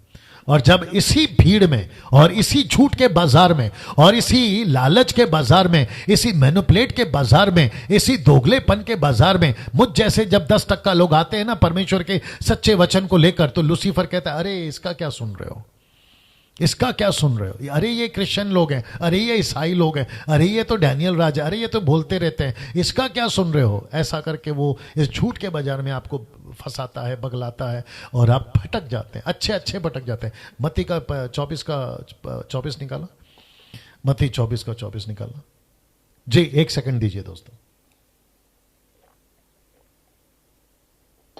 जी। जो कमेंट्स कर रहे हैं, वेरी गुड, वेल सेड, आपका धन्यवाद, आपका धन्यवाद जी। 1300 लोग अभी भी जुड़े हुए हैं, जल्दी देना। मैथ्यू 24:24 जी जी जी लिखा है मैथ्यू 24:24, नीता जी डाल दीजिए। लिखा है क्योंकि झूठे मसीह और झूठे भविष्यवक्ता उठ खड़े होंगे, ये तो इंपॉर्टेंट है, एक और आ रहा है अभी, और बड़े चिन्ह अद्भुत काम दिखाएंगे, यदि हो सके तो चुने हुए को भी बरमा दे। इंग्लिश ट्रांसलेशन कहता है even the elected ones will be deceived. बाप रे, even the elected one will be deceived. तो ये झूठ के बाजार में हम जैसे जब प्रचारक आते हैं तो कहते हैं इनकी मत सुनो, और हमारे विरोध में, अरे बाप रे, ऐसे ऐसे षड्यंत्र शैतान बना रहा है कि डैनियल राज को कोई देखना ही नहीं चाहिए, मुझ जैसे 10% को देखना ही नहीं चाहिए। लेकिन आप सभी जानते हैं जीत किसकी होगी, आप सभी जानते हैं विजय कौन होगा, आप सभी जानते हैं बाजी कौन मारेगा, है ना जी। परमेश्वर का काम करने का तरीका अलग है। एलिया जो था ना, उसने जाकर कहा अपने नौकर से, एलिया था, एलीशा था, श्योर नहीं, आई थिंक एलिया था, बाहर जाकर देख कर आओ। तो उसने जाकर देखा कि तूफान उठ रहा है, भूकंप हो रहा है, बाढ़ें आ रही हैं, बिजलियां गरज रही हैं, उसमें नहीं दिखा, एक छोटे से बादल में, एक छोटे से बादल में। ऐसे है परमेश्वर काम करता है। एक छोटा बादल, एक छोटा हाथ, एक छोटा लड़का, 5 रोटी 2 मछली एक छोटी मछली जिसमें सिक्का मिल जाए, ऐसा है परमेश्वर। गांव के अंदर कुएं में पानी भरती हुई एक सामरी औरत पेशे से वेश्या वाला काम कर रही है, उसकी कोई इज्जत नहीं है, उसको उठाता है, पानी पड़ा हुआ था कहीं पर, उसको दाकरस बना देता है, 38 साल का पड़ा हुआ था, उसको चलता फिरता कर देता है, पतरस यूहन्ना अनपढ़ थे, उसके द्वारा गजब का काम करा देता है। ऐसा है परमेश्वर। हमको नहीं चाहिए सर, हमको परमेश्वर के तरीके से काम करना है। अपने मुद्दे पर आता हूं। 22 वचन कहता है इसी चैप्टर का, परमेश्वर की इस आज्ञा से के अनुसार नूह ने किया। देखो कैसे काम पे लग गया। आज मेरा चैलेंज है मसीहों को, सेवकों को, आज ये चैलेंज जैसे इसने लिया ना, आप लेकर बताएं। इसलिए लिखा है, क्या ऐसी आज्ञा पालन आज कलीसिया में हो रही है या कलीसिया बनाने में हो रही है? इसलिए कनेक्शन दिया हूं जहाज का और कलीसिया का। नूह का जहाज और आज की कलीसिया, कनेक्शन देखिए। लिखा है नूह आज्ञाकारी रहा। जी हां, नूह आज्ञाकारी रहा। देख लीजिए, आप बाइबल पढ़ लीजिए, नूह आज्ञाकारी रहा। फिर प्रश्न उठता है, आज कलीसिया कितनी प्रतिशत आज्ञाकारी है? Question mark. जी, कलीसिया कितनी प्रतिशत आज्ञाकारी है? आप जानते कितनी प्रतिशत आज्ञाकारी है?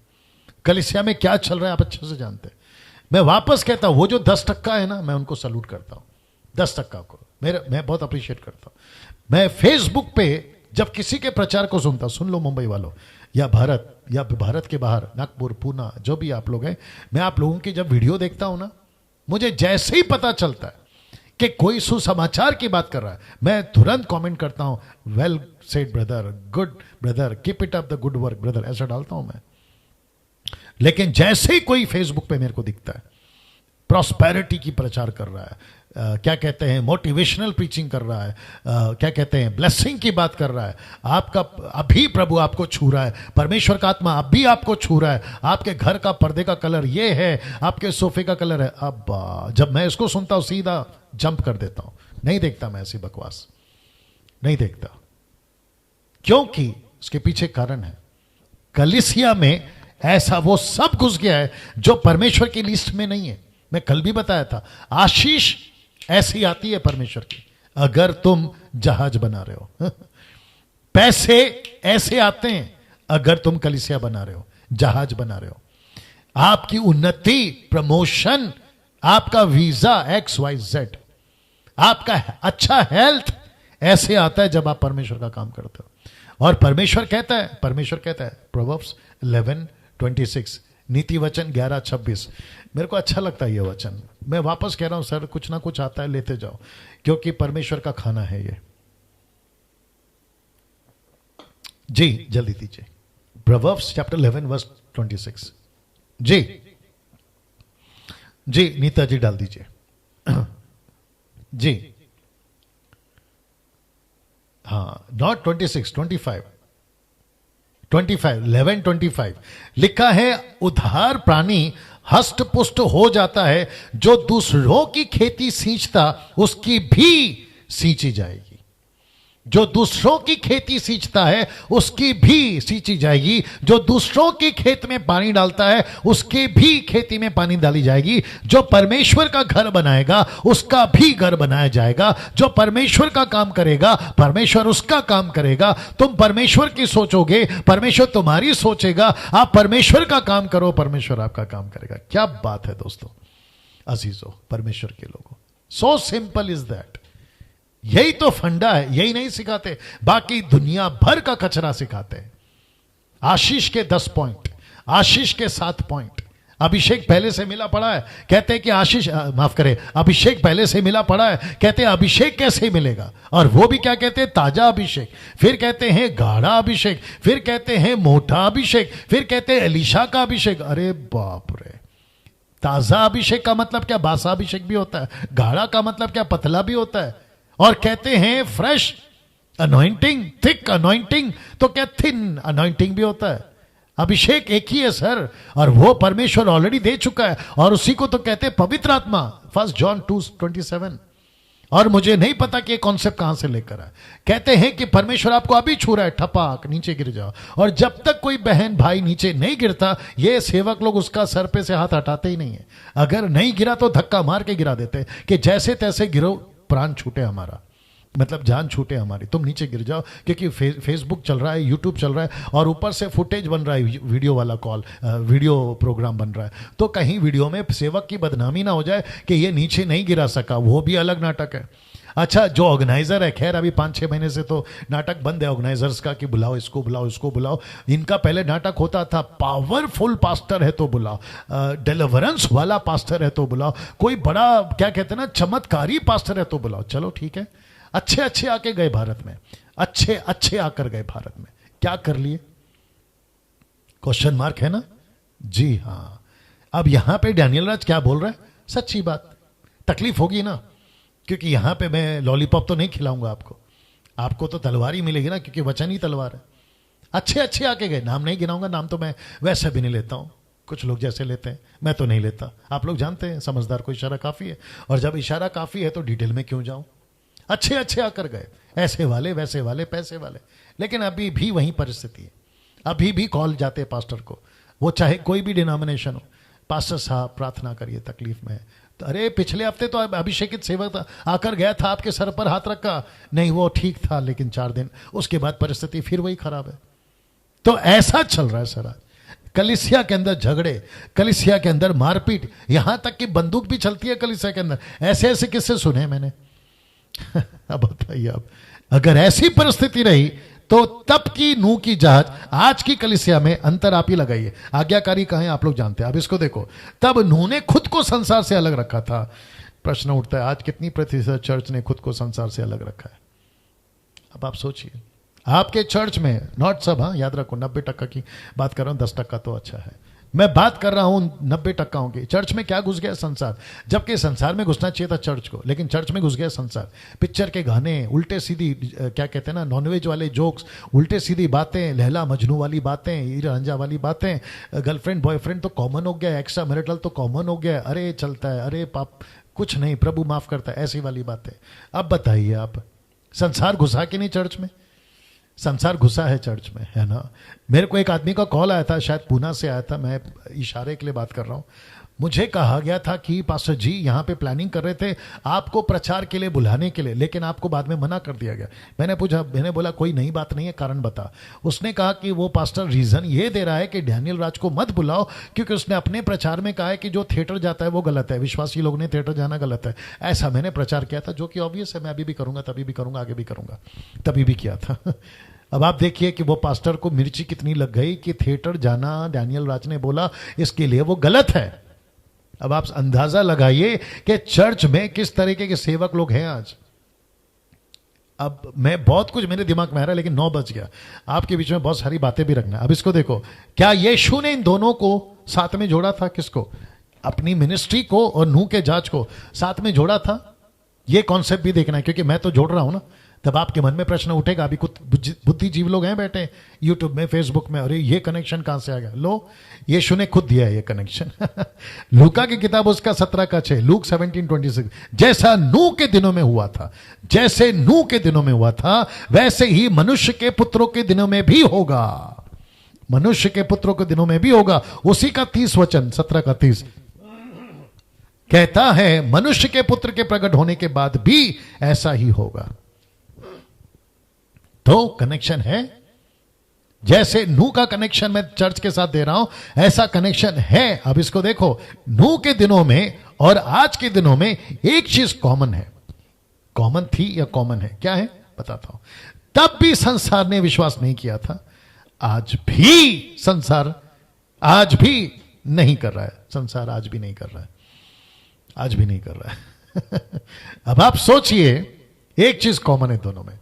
नूह का, जी जी जी जी, नूह का विश्वास नहीं किया था, कॉमन बात ही की है। नूह का विश्वास नहीं किया, आज हम प्रचार कर रहे हैं, नहीं विश्वास कर रहे हैं। आप जिसके पास में ये वीडियो पहुंची और आप लोग बैठ के देख रहे हैं, मेरे हिंदू भाई, मुस्लिम भाई, बुद्धिस्ट भाई, आप जो भी हैं, ठीक है ना, हम आपको प्यार करते हैं प्रभु में, ठीक है ना, क्योंकि प्रभु आपसे प्यार करता है, ठीक है ना।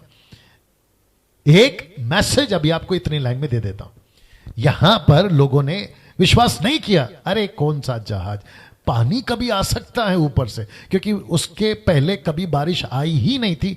मैं आपको पहले दूसरे दिन की टीचिंग में बता चुका हूं कि कोहरा जमीन पे उठता था, ओस ओस, उससे जमीन सींची जाती थी, तो पानी नहीं आता था। जी, पानी नहीं आता था। पानी नहीं आता था। पहली बार बारिश देखी उन लोगों ने, तो मजाक उड़ाया, बोला ये क्या तू बोल रहा है, पागल है क्या, बारिश गिरेगा, वो भी लगातार 40 दिन 40 रात बारिश गिरेगा। आज भी हम प्रचार करते हैं ना यीशु मसीह का, यीशु आने वाला है, पागल है क्या, यीशु आने वाला है, तेरे को किसने बता दिया, अरे तुम ईसाई लोग ऐसे, अरे तुम बाइबल वाले ऐसे, उड़ाओ मजाक। उड़ाओ मजाक, मैं कनेक्ट करूंगा आगे, इसी को मैं और आगे करेंगे। नूह का चुनाव परमेश्वर ने बहुत कैलकुलेट करके किया था, कैलकुलेट करके किया था, कैलकुलेट करके किया था। दूसरे शब्दों में, नूह का चुनाव, नूह को चुना बहुत कैलकुलेट तरीके से। मैं ये बोलना चाहता हूं, बहुत कैलकुलेट तरीके से। मैं आपको बताऊं क्यों। आज माफ करें सर, थोड़ा सा ज्यादा टाइम होगा, ठीक है ना, बर्दाश्त कर लीजिएगा। नूह का चुनाव परमेश्वर ने बहुत कैलकुलेट करके किया था। पता है क्यों? परमेश्वर को आभास हो गया था। आभास का हिंदी इंग्लिश वर्ड क्या है? आभास, एहसास, आभास, एहसास, या फिर मालूम हो गया था। देख लीजिए कैसा आपको ठीक लगता है। नूह को, परमेश्वर को पता चल गया था, ये आदमी है ना जहाज बना सकता है, ये आदमी है ना कारपेंटर का काम अच्छा कर सकता है, ये आदमी है ना लकड़ी अच्छी छील सकता है, ये आदमी है ना उसको रंधा अच्छा मार सकता है, ये आदमी है ना मेरी बात सुन लेगा, ये आदमी है ना मैं जैसा कहूंगा ये करेगा। तो कैलकुलेट करके परमेश्वर ने उसको चुना था। रियलाइज हो गया था, आभास, रियलाइज। नूह का चुनाव, जैसे परमेश्वर ने नूह को वो काम दिया था, आज हमको भी एक काम दिया है। तो परमेश्वर ने नूह को बड़े कैलकुलेट तरीके से चुना था, ये बंदा काम करेगा। वैसे ही आज भी हमको बड़े कैलकुलेट तरीके से परमेश्वर ने एक काम दिया है। वो काम क्या है? सुसमाचार का, बहुत कैलकुलेट कर। दूसरे शब्दों में, परमेश्वर ने मुझे चुना 27 साल पहले, 93 में। तो परमेश्वर ने कैलकुलेट किया, बोला ये लड़का को चुनता हूं, डैनियल राज को। मैं मेरी गवाही फिर कभी रखूंगा आपके बीच में। मैं पहले इस दुनिया में था साहब, डी कंपनी आप बोल सकते हो उसको। मेरी दोस्ती मुसलमानों के साथ थी, वो भी भारत के नहीं, ईरान के। ऐसे लोगों के बीच में मेरा उठना बैठना था। उस वक्त की बात कर रहा हूं, अभी नहीं, उस वक्त की बात कर रहा हूं। 93 मार्च 16 को मैंने बपतिस्मा लिया। दूसरे शब्दों में, मैंने अपना जीवन प्रभु को दिया। लेकिन पहले लाइन बहुत अलग था। तो परमेश्वर को पता था कि ये पढ़ा लिखा कम है, 5वीं 3 बार फेल है, ये संसार के तरीके से तो टोटली गया है। इसको कोई कंपनी में नौकरी नहीं मिल सकती, ये मैनेजर नहीं बन सकता, ये किसी सीईओ कंपनी का सीईओ नहीं बन सकता, XYZ। ये कभी विदेश नहीं जा सकता, ये डॉक्टर बनना दूर की बात है, ये कंपाउंडर नहीं बन सकता। ये परमेश्वर ने कैलकुलेट कर लिया था। लेकिन परमेश्वर ने बोला ये मेरे काम बहुत आएगा, ये मेरे काम बहुत आएगा। तो 20 साल खूब गाना गाया, खूब नाम कमाया, बहुत फेमस हो गया था। लेकिन 7 साल से परमेश्वर ने बोला बेटा अब आजा, जहाज बनाना है। समझ गए ना आप? जहाज बनाना है। और तब से लेकर अब तक वो मुझसे जहाज बनवा रहा है। आप लोग समझदार हैं। नूह का चुनाव तब भी परमेश्वर ने ही चुनाव किया था, आज भी परमेश्वर ही चुनाव करेगा। बस ऐसा दिल रखो, मुझे तेरे लिए तड़प है, ऐसा दिल रखो। मैं कुछ करना चाहता हूं, ऐसा दिल रखो। वो चाहे पुरुष हो या स्त्री हो। मैं वापस कहता हूं, मेरी लिस्ट में पुरुष और स्त्री हमेशा रहेंगे। जिनको तकलीफ है मुझे कॉल करे, दैट्स इट। उल्टी सीधी वीडियो ना बनाए, मेरे को कॉल करे। अब इसको देखिए दोस्तों, ये रहा, अब कनेक्शन दे रहा हूं जो आज मैंने पोस्ट डाला था। ये रहा नूह का जहाज और ये रहा टाइटैनिक। अब सभी जानते हैं खूब पैसे कमाए बॉलीवुड वाला, हॉलीवुड वालों ने, माफ करें, खूब पैसे कमाए इसके ऊपर। पैसे कमाए इसके फेलियर पर। सोच सकते हैं आप, ये है दुनिया। पैसे कमाए इस जहाज के फेलियर पर, पैसे नहीं कमाए इस जहाज के सक्सेस पर। सीधा मूर्खता। आप फुलिशनेस देखिए।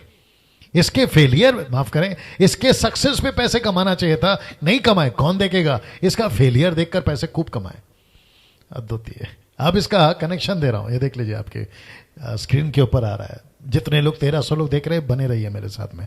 लिखा है 450 फीट लॉन्ग। कौन सा? नूह का जहाज। 70 फीट हाइट नूह का जहाज। 45 फीट वाइड, चौड़ा, राइट, 45 फीट था। लेकिन अपोजिट में टाइटैनिक देखिए, 882 feet long, 175 feet height, 92 feet wide, चौड़ा। इतना कुछ रखकर भी मैं कनेक्शन करूंगा। साथ ही साथ अभी आ गया टाइटैनिक इस तरफ। 3547 पीपल जहाज के अंदर थे। इनफ फूड, बहुत खाना था फॉर 2 वीक्स, 2 हफ्ते के लिए बहुत खाना था इतने लोगों के लिए। अब ठीक उसके बगल में देखिए 8 लोग थे और क्रीचर्स या जीव जंतु या 4 पैर वाले या पक्षी उड़ने वाले, वह संख्या देखो कितनी है। लिखा है 2,50,000। यह आपको गूगल पे मिल जाएगा, विकिपीडिया। और साथ ही साथ में 1 साल का खाना, 1 साल का खाना रखा था परमेश्वर ने। 120 दिन तो पानी घटने में लगा, 40 दिन रात वो अलग, फिर पानी घटने से लेकर 7 दिन दो बार रिपीट हुआ है। एक बार कौवा उड़ाया, फिर 7 दिन के बाद में कबूतर उड़ाया, फिर 7 दिन के बाद में एक और कबूतर उड़ाया। ऐसे करके आप कैलकुलेट करोगे तो आप समझ जाइए। तो ऐसी परिस्थिति में अब आप वापस पीछे ले चलता हूं। अब आप सोचिए, ये इसका लेंथ, ये इसका हाइट, वाइड, लॉन्ग, ये इसका लॉन्गनेस, हाइटनेस एंड वाइडनेस। उसके बावजूद आप ये देख लीजिए, लेकिन आपको पता है ये चित्र बताएगा आपको कौन बचा, क्वेश्चन मार्क। आप ही बताइए कौन बचा। वाह, दूसरा बताता हूं आपको। ये जहाज बना है स्टील का, आधुनिक युग का स्टील। ये बना लकड़ी का, ये बना लकड़ी का। अब आप सोचिए, भयंकर तूफान ये झेल रहा है, एक छोटा सा बर्फ का टुकड़ा ये झेला। जो हिस्ट्री कह रही है वही बता रहा हूं मैं आपके बीच में, जो मुझे पता चला टाइटैनिक जहाज के बारे में। That's it. इसको खूब शेयर करिएगा। ये रही परमेश्वर की ताकत जो बचाया। ये रहा टाइटैनिक का ओनर, बॉस, जिसने कहा था, स्टेटमेंट दिया था कि आंधी तूफान क्या चीज है, परमेश्वर, इवन गॉड, ऐसा कहा था उसने, परमेश्वर भी नहीं डुबा सकता इस पानी के जहाज को। 2 हफ्ते के अंदर खेल खत्म। और आप सब जानते हैं 1200, 1300, 1500 के आसपास लोग बचे, बाकी सबकी आप जानते हैं। मेरा प्रश्न है, कौन बचा? ये जहाज नूह का। पता है क्यों? जो परमेश्वर की योजना पे चलता है ना, या जो परमेश्वर की मर्जी पे चलता है ना, परमेश्वर उसे बचाता है। मैं कल आपको बताऊंगा। अब इसको देख लीजिए।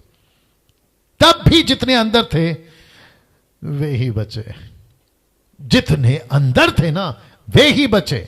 और आज भी जितने मसीह में हैं वे ही बचेंगे। वो ही बचेंगे। क्या बात है, क्या बात है। दोस्तों, कैसा लग रहा है? मेरे दोस्तों, अजीजों, परमेश्वर के लोगों, मेरे हिंदू भाई, मुस्लिम भाई, बुद्धिस्ट भाई, आप जो भी देख रहे हैं, शायद आप यीशु को नहीं जानते, मानते, यीशु को अपना जीवन नहीं दिया आपने अभी तक, आपने अपना मुक्तिदाता, उद्धारकर्ता स्वीकार नहीं किया। नहीं किया तो कर लो यार, क्योंकि वही बचेगा जो अंदर है। जैसे ये बचे थे 8 लोग इसके अंदर, बस वही बचे, बाकी सब खत्म। वैसे ही ये बोलते वक्त में मुझे खुशी नहीं है। ये बोलते वक्त में मैं ये नहीं कह रहा हूं कि आप लोग कितने कमजोर और हम कितने ताकत, ना ना ना। एक तरफ यहां दुख है। अगर ये सच में घट गया, अगर ये सच में घट गया, चित्र देख लीजिए, अगर ये सच में घट गया तो क्या होगा? दुख की बात क्या है पता है? दुख की बात यह है, मजाक तब भी उड़ाया था, मजाक आज भी, अब भी उड़ाया जा रहा है। मजाक तब भी उड़ाया था, अरे ये क्या जहाज बना रहा है, अरे ये क्या कह रहा है बारिश आएगी, अरे ये क्या कह रहा है। आज भी हम प्रचार करते हैं, कहते हैं क्या सबूत है कि यीशु ही सच्चा परमेश्वर है। मुस्लिम्स लोगों ने आजकल एक नया प्रश्न खड़ा कर दिया है, कहते हैं क्या सच में यीशु मसीह क्रूसीफाई हुआ था? मूर्खों वाली प्रश्न, फुलिशनेस वाले प्रश्न उठा रहे, क्वेश्चंस उठा रहे। फिर तो अब तो ये भी हद कर दी, कहते हैं कि इनकी बाइबल ही करप्ट है। अब आप सोचिए शैतान का कितना बड़ा खेल चल रहा है। अब आपको मैं बताऊं, मजाक तब भी उड़ाया था, मजाक अब भी उड़ाया जा रहा है, लेकिन परिणाम जो तब हुआ था वो ही अब होगा। और वो परिणाम क्या था? सब खत्म, वही बचे जो अंदर थे। आज भी वही होगा, जितने यीशु में हैं वही बचेंगे। अब ये बहस का विषय है, आप कर सकते हो सवाल, कल करिए, बिल्कुल करिए, स्वागत है आपका। फिर हमारे वाले का क्या, वो अलग विषय है भाई। फिर हम जो इसको मान रहे उसका क्या, वो अलग विषय है भाई। मुझे आप ये पूछो, ये ताला लगा है, इसको खोले कैसे? मैं ये बता रहा हूं, ताला उसी से खुलेगा जिसकी चाबी बनी है इसके लिए। फिर अगर आप ये पूछोगे, फिर ये चाबी का क्या, वो चाबी का क्या, नीली चाबी का क्या, पीली चाबी का क्या, यार ये क्या क्वेश्चन है? आपने पूछा ना ताला कैसे खुलेगा, मैं तो वही बताऊंगा ना कि ये चाबी से खुलेगा, क्योंकि वो ताला, चाबी उसी का ताला है, ताला उसी का चाबी है। यही तो बात है। आप मुझे पूछ रहे हो कि संसार में इंसान कैसे बचेगा, मैं वही तो बता रहा हूं कि जो यीशु मसीह में वही बचेगा। और मैंने कनेक्शन किया है आपको नूह के जहाज से, और इतिहास गवाह है, इतिहास गवाह है, इतिहास गवाह है कि परिणाम वही हुआ। जो जहाज के अंदर थे वही बचे, आज भी वही परिणाम होगा, जो यीशु मसीह में वही बचेगा। आगे आप समझदार हैं इस बात को, अगर आप समझ रहे हैं दूसरों तक बताइए, मैं तो अपना काम कर रहा हूं और मैंने कल कहा था हम सच बोल के रहेंगे, किसी के बाप से नहीं डरेंगे, किसी के बाप से नहीं डरेंगे। मैंने कल कहा था ना 100 साल जीने के लिए थोड़ी पैदा हुआ हूं, 100 साल जीने के लिए पैदा नहीं हुए सर। मैं समाप्त कर रहा हूं, लेकिन ये वचन के साथ में वचन 10, नूह से शेम, हाम ये फेत। शेम, शेम जो है ना ये यहूदी कौम का बच्चा है, मैं बताऊंगा, कनेक्ट करूंगा। और आप जानते कि हाम का क्या चक्कर हुआ था, केन का लाइन निकला था या उसके आगे निकले थे, ठीक है ना। 3 पुत्र उत्पन्न हुए और ये 3 बच्चे थे जिससे आज पूरी दुनिया आप देख रहे, यही 3 बच्चे। आदम से कनेक्शन चला नूह तक, नूह खत्म, उसके बाद ये 3 बच्चों से आगे कहानी चली और हम सब उसी की औलाद हैं। और इसमें से जितनी लाइनें बनी है वो फिर अलग गड़बड़ है।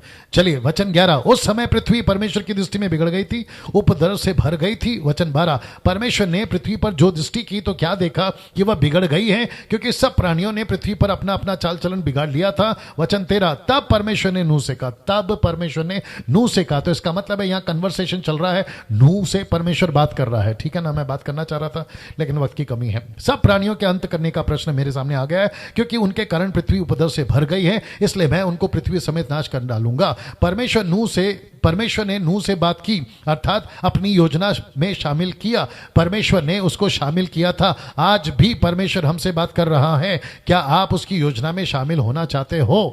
आपका जवाब होना चाहिए यस, आपका जवाब होना चाहिए यस। अब इसको देखिए, इसलिए तू गोपेर वृक्ष के लकड़ी का एक जहाज बना ले।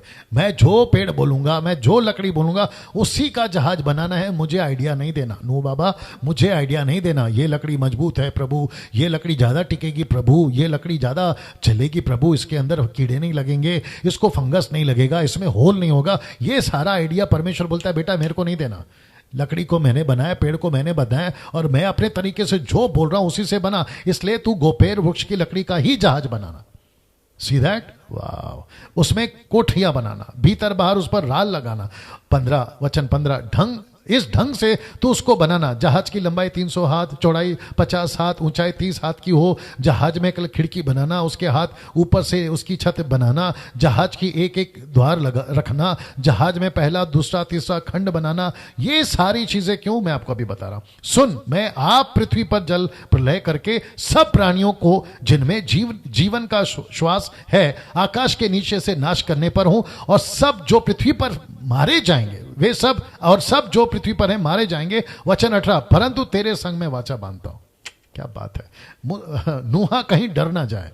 नूहा जब ये सुन रहा है ना मैं किसी को नहीं बख्शूंगा, तो तुरंत उसके मन में डर आ गया होगा। तो परमेश्वर ने बोला हे वेट, तेरे को नहीं मारूंगा तेरे को नहीं मारूंगा। आज परमेश्वर हमसे भी यही बात कर रहा है, मेरा काम करो, तब तकलीफें आएंगी लेकिन मेरी वाचा तेरे साथ है, मैं तुझे बचाऊंगा। मैं सबको कहना चाहता हूं मैं तुझे बचाऊंगा, ठीक है ना। तो चिंता नहीं करना, इसलिए तू अपने पुत्रों, स्त्री, बहुओं समेत जहाज में प्रवेश करना। टोटल 8, नूह को गिन के 8। अब वचन 19, सब जीवित प्राणियों में से तू एक एक जाति के 2-2 अर्थात एक एक नर और एक मादा जहाज में ले जाकर अपने साथ जीवित रखना। एक एक जाति के पक्षी, एक एक जाति के पशु, एक एक जाति के भूमि पर रेंगने वाले, सब में 2-2 तेरे पास आएंगे कि तू उनको जीवित रखे। भांति भांति का भोजन पदार्थ जो खाया जाता है उनको तू लेकर अपने पास इकट्ठा कर रखना, जो तेरे और उनके भोजन के लिए होगा। परमेश्वर की, अब जरा देखो पावरफुल लाइन है, परमेश्वर की इस आज्ञा के अनुसार नूह ने किया। वाह परमेश्वर की इस आज्ञा के अनुसार नूह ने किया। क्या टफ था ये, अगर आप और मैं होते ना तो हमको एहसास होता कितना टफ है। जहां सब गड़बड़ चल रहा है उसके बीच में आज्ञा पालन करना, क्या बात है। जब हम नूह को मिलेंगे ना ऊपर, इसको बहुत अप्रिशिएट करेंगे, यार क्या गजब का काम किया। कुछ ऐसे कैरेक्टर्स हैं बाइबल के अंदर जो गजब का काम करके बैठे। चलिए दोस्तों समाप्त कर रहा हूं, ये नंबर है मेरा, दोपहर को 2 बजे से शाम को 6 बजे तक आपको कॉल करना है। एक नंबर विनंती है, प्रार्थना निवेदन नहीं देना है, बल्कि प्रार्थना विश्वासियों ने खुद करना है। आप बाइबल से प्रश्न पूछना है, अपनी समस्या नहीं बताना है। यूट्यूब चैनल को सब्सक्राइब कर लीजिएगा, वापस से आपके बीच में रख रहा हूँ। अभी जितने लोग देख रहे हैं यूट्यूब चैनल, आपने सब्सक्राइब नहीं किया प्लीज़ कर लीजिए, और दूसरों को शेयर करने के लिए भी आप लोग बताइएगा। कल 23वां दिन की बात कर रहा हूँ, 23वां दिन अध्याय 7 का अध्ययन कल होगा या कल से होगा, ठीक है ना। 7th चैप्टर 23rd डे यानी कि कल हम आपके बीच में रखेंगे। तो वापस कहता हूं, आप सभी जितनी तादाद में ऐसी शिक्षाओं को शेयर कर सकते हैं शेयर करिए, दूसरों को बांटिए, अविश्वासियों को भेजना है जरूर भेजिए। मैं समझता हूं कि 2020 ये जो है ना 2020 लूसीफर ने कोरोना वायरस, माफ करें, परिस्थिति को लाया है। कोरोना वायरस परमेश्वर की ओर से, मैं ये बता चुका हूं। लेकिन जितनी भी गड़बड़ियां अभी चल रही हैं चारों तरफ, उसके बीच में परमेश्वर अपनी कलीसिया को फाउंडेशनली मजबूत कर रहा है वचनों के माध्यम से। मुझ जैसे 10% काम कर रहे हैं और मैं उन सबको सलूट करता हूं। चलिए दोस्तों, कल मुलाकात होगी ठीक 8 बजे। अपना ख्याल रखिएगा। प्रभु आपको आशीष दे। जय मसीह।